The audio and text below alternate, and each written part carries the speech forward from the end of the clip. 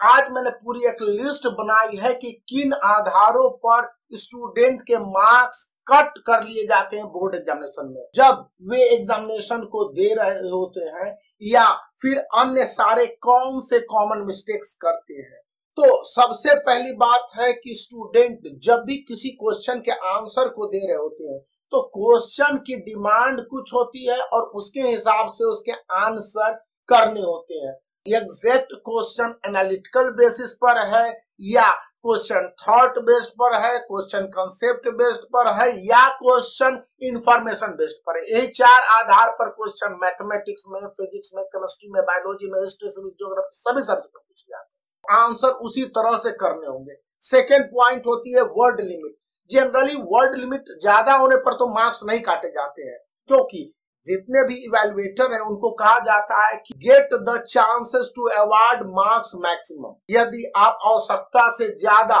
Word में लिख देते हैं किसी क्वेश्चन के आंसर को तो इससे इवैल्यूएटर इरिटेट होते हैं और इरिटेट होने के कंडीशन में आपके उस क्वेश्चन पर या उससे आगे वाले क्वेश्चन पर जनरल साइकोलॉजी देखा गया है कि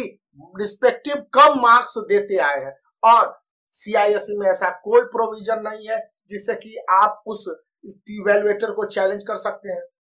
थर्ड पॉइंट है कि जितने भी क्वेश्चन पेपर है ICSE एंड ISE 2023 के आउट ऑफ 80 मार्क्स कई सेक्शन में बटे होते हैं। जनरली 2 सेक्शन, सेक्शन 1, सेक्शन 2 और कभी कभी तो सेक्शन 3, सेक्शन 4 तक भी बटे होते हैं। उस कंडीशन में आपसे यह एक्सपेक्टेशन होता है और यह CISE का ऑफिशियल इंफॉर्मेशन भी होता है कि स्टूडेंट को चाहिए कि जो जो सेक्शन के आंसर हो वो एक जगह लिखे।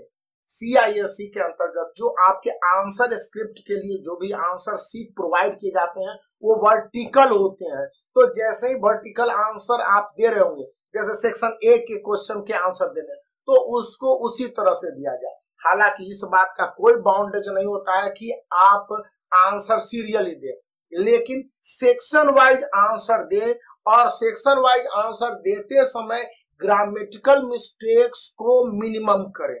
वह पॉइंट सबसे ज्यादा मैटर करता है क्योंकि CISE यह होप करती है और एक्सपेक्टेशन भी रहता है इवैल्यूएटरों का कि जो क्लास 10th और क्लास 12th के स्टूडेंट हैं उनकी इंग्लिश कम से कम इस बोर्ड में तो बहुत अच्छी होनी चाहिए। CBSE बोर्ड में ऐसा नहीं होता है, वो एक्सप्रेशन और कंटेंट पर मार्क्स दे देते हैं, लेकिन यहाँ पर तो आपके प्रोसेस पर, स्टेप पर और कंटेंट के साथ एक्सप्रेशन पर मार्क्स दिए जाते हैं। तो ये बात आपके हिस्ट्री सिविक्स में भी मालूम पड़ती है, ज्योग्राफी है, फिर फिजिक्स, केमिस्ट्री, बायोलॉजी है जहां पर आप न्यूमेरिकल्स को भी सॉल्व कर रहे होते हैं। वहां पर स्टेप के साथ जो भी वर्ड प्रॉब्लम है उनमें सही और एग्जैक्ट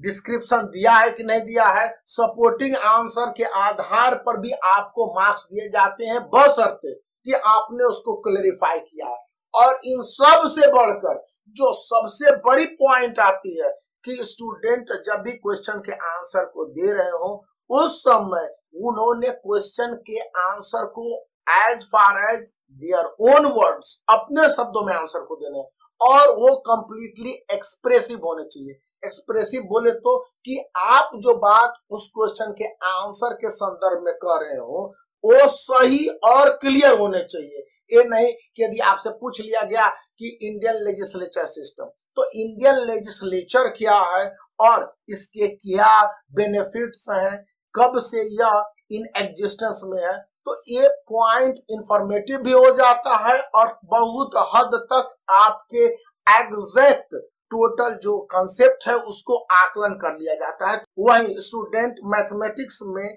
या फिर फिजिक्स और केमिस्ट्री में न्यूमेरिकल को सॉल्व कर रहे होते हैं, उस दौरान मार्क्स को स्टेप वाइज और प्रोसेस के साथ साथ आंसर के क्लियरली एक्सप्रेशन तक, मतलब जो भी आपने सम का आंसर निकाला हो वहां तक पहुंचने के दौरान जो जो आपने फैक्ट्स या सपोर्ट लिखे, फॉर्मूला को यूज किया, उसको बताया है कि नहीं बताया है, और यदि नहीं बताया है तो वहां स्टेप डेविएशन हो मान लिया जाएगा और ऐसे में मार्क्स काट दिए जाते हैं। तो ये 5 सबसे इंपॉर्टेंट पॉइंट होते हैं जिसके आधार पर स्टूडेंट को मार्क्स दिए जाते हैं और गलती होने पर मार्क्स काट